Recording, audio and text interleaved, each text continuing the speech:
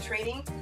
We have Ruby here, who's an 11-month-old lab in our board train program, and we've been doing with her, as she learns the mat behavior, we're doing a series of how to teach the mat behavior to your dog. So yes, we're going to talk on this video about how to introduce the e-collar to using the mat behavior. So your dog should have a really good foundation of mat behavior before you start using the e-collar with it. So in this case, Ruby is already familiar with how to get on the mat, how to lay on the mat, and how to stay on the mat while we do short amounts of distance, duration, and distraction. So she has a very good concept of what she should be doing. So now we're going to introduce the e-collar so that we can increase in our distraction, duration, and distance with her as we proof the behavior and help her learn that staying on the mat no matter what's going on in the environment. So she's also very used to the e-collar feeling. She's been using it in her leash walking, so this is not the first time she's worn the e-collar. In fact, if you watch the videos, you'll notice she's wearing an e-collar in them. We're not using it in them. I have no remote in my hand in any of the previous videos, basically because I wasn't using it in there, but she is familiar with the feeling, so this is not her first time doing this. Good boy, Chris. Also, we have our fun distraction dog, Chris, over here, who's going to hang out in our video and while we're doing stuff. And created right next to him is a former board trained dog, Hawk, who's hanging out board with us while we're here. So we have two dogs in this room as we're working with her. So we'll let you know how we introduce this and what we do and what we add. Basically not what we do differently, but what we add to what we were doing before. Let's go. So, as I put Ruby on the mat, and when I say mat, yes. So when I put Ruby on, as soon as I said mat, I pushed my button. Ruby right now is working at a 6. Is where she's working on a mini educator. She's working 6 out of 100. That's usually her working level in a very low distraction area. So that's where she first feels the sensation of the collar. And so that's what we're working on in here. So she's working at a 6. Good. So as soon as I said mat, I hit my red button, I held, as she got on, turned around, and then she laid down. As soon as she laid down and I said yes, I turned my button off. Let's go. Good girl. We're going to do it again. Mat. Yes. So if you watch our previous video, it doesn't look all that different. It doesn't look really all that different from what we were doing before. Okay, I'm going to drop my leash. The only real difference in this is that we're adding the sensation as she gets on, removing it when she's in position.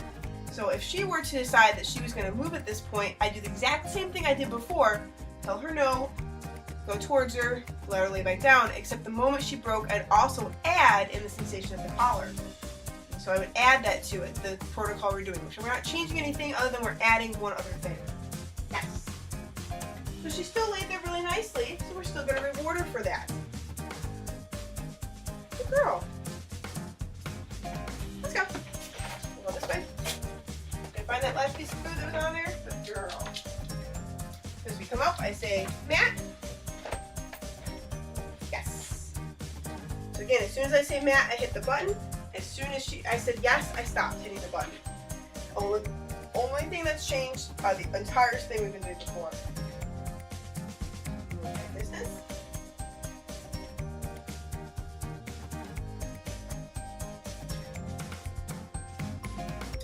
So you might ask yourself, why even bother working with e-collar with this if you're not actually really changing anything you're doing?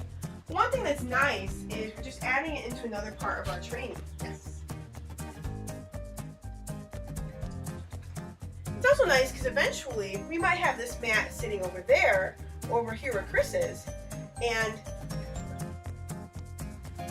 have a guest coming in here. If my dog gets up and I tell them no to the mat and they decide not to, that's something else to back up what I want them to do and get back on the mat. Hi, Chris. Good boy.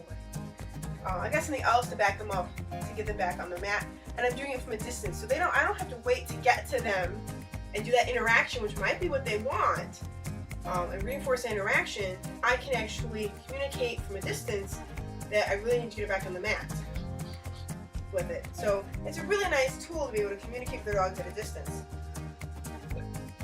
Yes.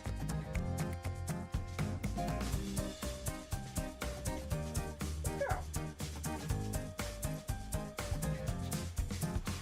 And as you see, if we've done well good foundation work, we're actually not going to be using it all that much until we increase with our proofing. And even then, if we do it in a good manner, again, we're not going to be using it all that much unless we need to.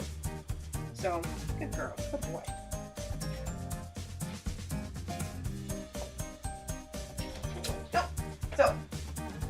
I'm pushing my button. I told her, Matt. She goes, I'm not sure what to do. I'm going to take the leash and put her on. Yes. I'm not going to treat that. She broke, I fixed. So the first thing I did was tell her no, hit my button. She didn't go back to the mat. We haven't worked on her moving to the mat with me at a distance yet. So I went over, put her on the mat. The whole time I'm holding my button. Then I take her over, put her on the mat. As soon as she lays back down, I let her there. Now I didn't reward that because I don't want her rewards to come when she breaks.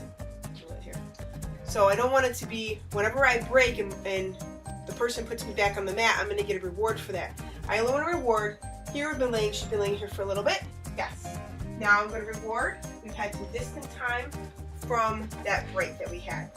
But I don't like to reward right after a break, mainly because I don't want it to become a pattern of break, fix, reward, break, fix, reward. Some dogs can pick up on that. Yes. So again, picking up the leash doesn't mean get up. Let's go. That means we're going to leave. Nice little pop there. Okay, so Matt. Yes.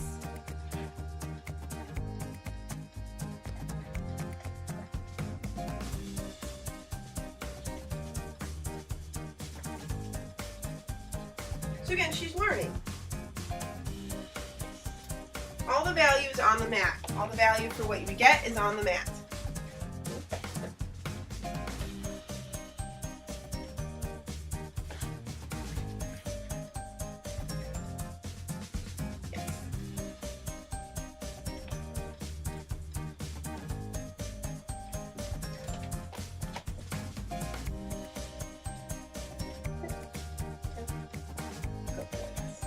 So I gave Chris a hand signal to get off his mat and come up to me. I increased the distraction for her.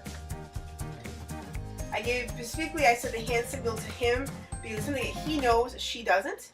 And so I wanted to start off with something, asking him to do something that would not actively, verbally cause her to get off the mat. Chris, Matt. Yes, good boy. Good.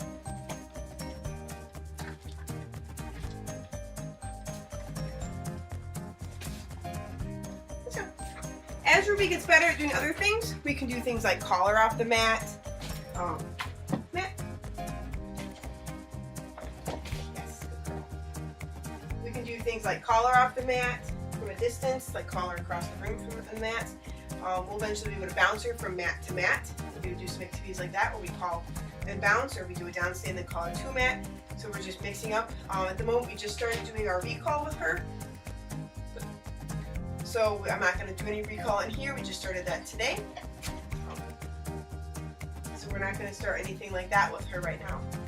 So we're just doing the same things we did this first session. Again, the only difference is we just introduced the collar pressure to it. But she's very used to. She's felt the sensation before, so this is not a new sensation to her.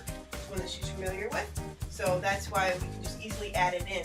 If she wasn't familiar with it, I would work her before I taped and did something like this with her. Before I worked with her on this. Because I don't want introducing the sensation and introducing it to the mat to be, nope, to be what? To be her first thing. So she's kind of ignoring the 6 here a little bit, so I just went up to number 7. We'll see here how she does.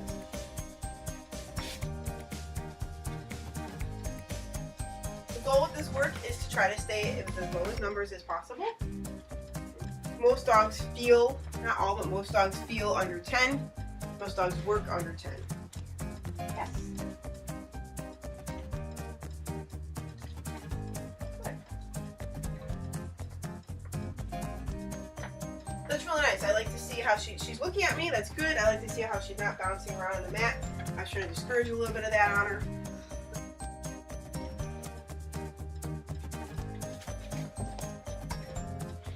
I'm going to ask Chris to do something that she doesn't know, just to make it healthy for her.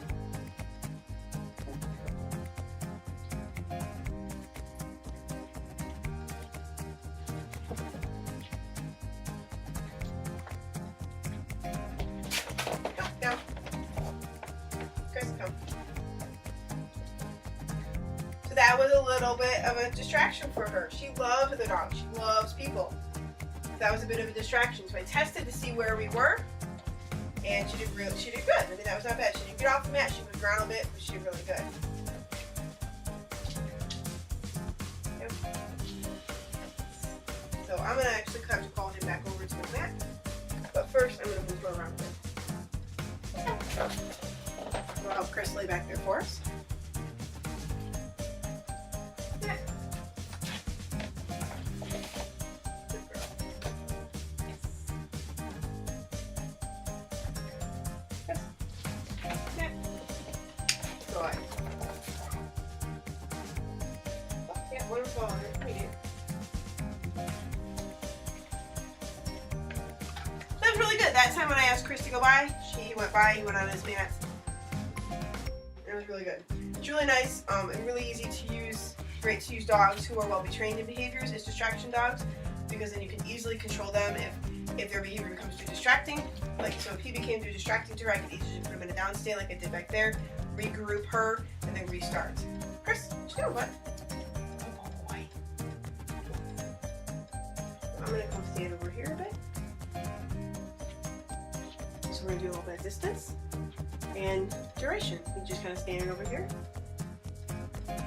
Right. I'm standing back next to the wall. Yes.